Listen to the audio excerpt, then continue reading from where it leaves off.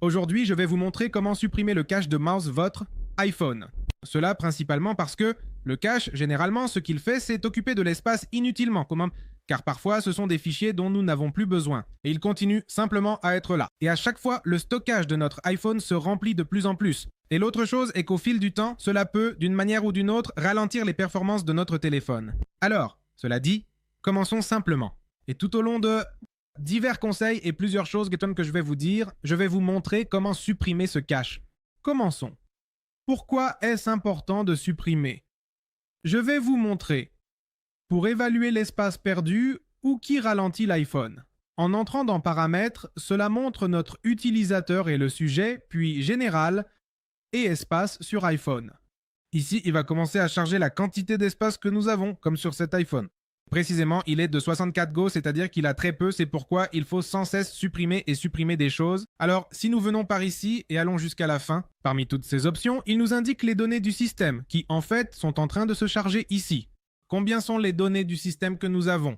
Alors, ce que vous devez faire, c'est regarder ici quelle quantité d'espace est occupée par cela. Et si nous entrons ici dans les données du système, il est écrit que d'autres données du système occupent 5,22 Go. Et il est écrit que les données du système incluent les caches, les journaux et d'autres ressources utilisées par le système. Cette valeur change en fonction des besoins du système. Alors allez chercher la quantité de Go que vous avez ici et vous verrez que souvent cela, il occupe 16 Go, 20, 30, 40, 50, 60. Cela dépend déjà de chaque utilisateur, évidemment, et de la capacité de l'iPhone et de l'utilisation de certaines applications qui nécessitent de sauvegarder des données en cache. Ainsi, cela dit, en comprenant déjà la dimension de cela et qu'il occupe vraiment beaucoup d'espace, nous allons voir tout ce sujet de comment le supprimer. Par exemple, l'une des options qui utilisent le plus de cache sont généralement les navigateurs et, comme nous le savons, le navigateur principal de l'iPhone d'Apple est Safari. Alors, si nous venons ici dans Réglages et descendons par ici, nous allons chercher Safari. Comme nous le voyons ici, nous allons descendre pratiquement jusqu'à la fin, nous allons aller là où il est écrit Avancer. Et ici, les données du site web vont apparaître dans le premier onglet. Alors, nous allons cliquer là et nous pouvons descendre ici et trouver toutes les données qui occupent de l'espace comme vous le voyez. J'ai des données de sites web que je n'utilise même plus et dont je n'ai pas besoin car je ne vais même plus sur ces pages. Par exemple le premier, d'un vol d'une compagnie aérienne, mais je ne vais plus y entrer car je ne voyage pas, donc je peux facilement supprimer les données de toutes ces applications, de tous ces sites web qui occupent de l'espace. Mais ensuite, ici on peut supprimer toutes les données, nous supprimons tout, mais nous avons aussi l'option en entrant dans Safari, de choisir effacer l'historique et les données. Et ici, automatiquement, ce que nous ferons est d'effacer cet historique que nous venons de voir, mais aussi les cookies et d'autres données de navigation comme indiqué ici. Ici, important à comprendre, c'est qu'en entrant sur de nouvelles pages, il est possible que la première fois que vous y entrez prendra du temps pour se charger à nouveau. Parce que c'est à cela que sert le sujet du cache des cookies et pour se souvenir de toutes les options que nous avons sélectionnées. C'est pourquoi parfois, lorsque nous entrons sur un site web, il nous dit « Autoriser l'installation des cookies sur ce site web, etc. » Eh bien, c'est pour cela que cela fonctionne, mais sinon, nous allons libérer de l'espace constamment. La prochaine chose qui va aider beaucoup, c'est au moment où nous sommes ici. Sur notre téléphone, nous pouvons supprimer ou désinstaller des applications. Je vais vous montrer la différence lorsque nous allons dans les paramètres, puis dans Général, et à nouveau dans Espace. Sur iPhone, comme je vous le disais précédemment, toutes ces applications apparaissent. Peut-être que vous faites partie de ces personnes qui veulent générer, comme ce jeûne de dopamine. Ou un jeûne de ce type d'application, vous pouvez donc faire ce qui suit sans avoir besoin de désinstaller les applications.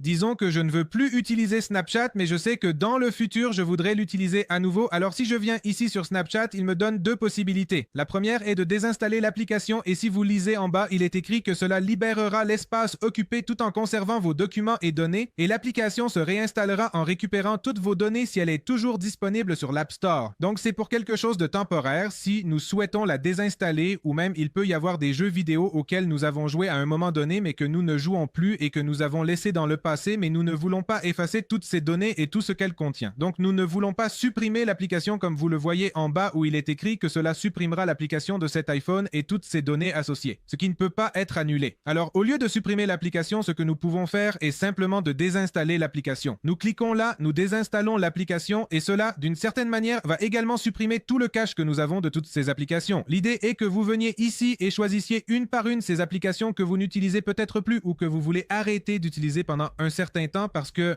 indépendamment du fait que nous ne l'utilisons pas, disons que je ne veux pas utiliser cette application parce qu'elle me prend beaucoup de temps, Eh bien, cela peut être, disons, TikTok. Eh bien, il se trouve que dans le futur, je veux l'utiliser à nouveau, mais elle n'aura plus les données ni tout ce qu'elle avait enregistré, alors je procède à la désinstaller et non à la supprimer. Après cela, nous avons ce qui suit, c'est-à-dire supprimer le cache de la boutique d'application. À quoi cela fait-il référence? Eh bien, dans l'App Store, c'est là où nous passons souvent beaucoup de temps. Si nous cherchons des jeux vidéo ou si nous avons ces abonnements pour jouer à leurs jeux exclusifs ou quoi que ce soit, toute application que nous recherchons. Eh bien, si nous voulons effacer le cache de cette application, qui est souvent là où il s'accumule trop, parce que c'est précisément la boutique principale d'application, la seule chose que nous devons faire est dans la section en bas, dans n'importe laquelle des options. C'est-à-dire, aujourd'hui, jeu, application, arcade, nous pouvons appuyer 10 fois de suite et automatiquement le cache sera supprimé. Donc, par exemple, ici aujourd'hui, je sélectionne simplement ici. Alors, vous pourrez voir le nombre de pressions. Donc, je sélectionne 1, 2, 3, 4, 5, 6, 7, 8, 9 et 10. Voilà, seulement avec ça, aucun message ne va apparaître. Il n'apparaîtra pas que le cache a été supprimé, ni rien de ce genre. Mais croyez-moi, cela supprime effectivement le cache de l'App Store au moins.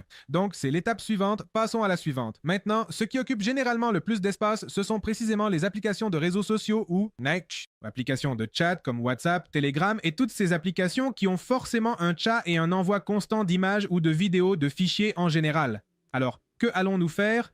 Pour cet exemple, nous allons prendre Telegram. Lorsque nous sommes déjà dans les réglages, il va apparaître ce qui suit et nous voyons données et stockage. Nous allons entrer là et comme vous pouvez le voir ici où il est écrit utilisation du stockage, il utilise 316,9 mégaoctets, mais croyez-moi qu'à un moment donné, j'ai utilisé beaucoup de gigas, même 20 gigas juste en recevant des vidéos, des images, des documents, des fichiers, des PDF de tout, parce que le but de ce type de réseau social est précisément de chatter, d'envoyer des choses, tandis que par exemple Instagram utilise aussi cela, mais le fait à travers la publication de photos, disons que les DM, les chats ne sont pas tant pour envoyer des documents et tout ce sujet, mais simplement des photos qui ne pèsent presque rien, tandis que sur Telegram, sur WhatsApp, ce qui est le plus envoyé, ce sont ce type de fichiers, et généralement quand vous allez voir le cache, là où il est le plus élevé, c'est dans des applications comme WhatsApp ou Telegram. Donc ici, nous cliquerions simplement là où il est écrit « Effacer tout le cache ». Mais nous devons prendre en compte, c'est effacer absolument tout.